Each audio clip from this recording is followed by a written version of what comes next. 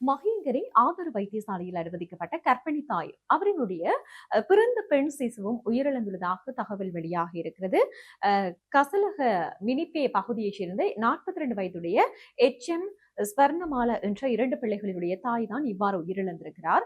அவர் ஆடை தொழிற்சாலை ஊழியராக பணிபுரிந்து வந்திருக்கிறார். 3வது பிரசவத்துக்காக கடந்த 25ஆம் தேதி மகேங்கன் ஆதார வைத்தியசாலையில அவர் அனுமதிக்கப்பட்டிருந்தார். இப்படி இருக்கும் நிலையில் 26ஆம் தேதி முற்பகல் 11 மணியளவில் பெண் குழந்தை ஒன்று பிரசவித்திருக்கிறார்.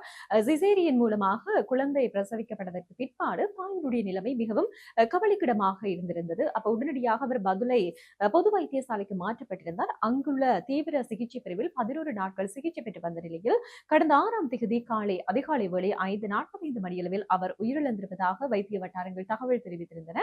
மகேங்கனை ஆதார வைத்தியசாலையினுடைய அலட்சிய போக்கினாலேயே இந்த 2 மரணங்களும் சம்பவித்துள்ளதாக உயிரிழந்த பெண்ணினுடைய கணவரான சுமித் பண்டார உள்ளிட்ட உறவினர்கள் குற்றம் சுமத்தியிருக்கின்றார்கள்.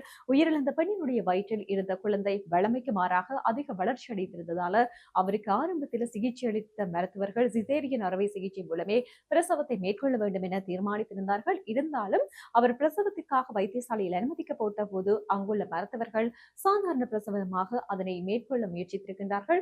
சாதாரண பிரசவ முயற்சி தோல்வியடைந்ததை அடுத்து இறுதி தருணத்திலேயே சிசேரியன் அறுவை சிகிச்சை செய்யப்பட்டுள்ளது.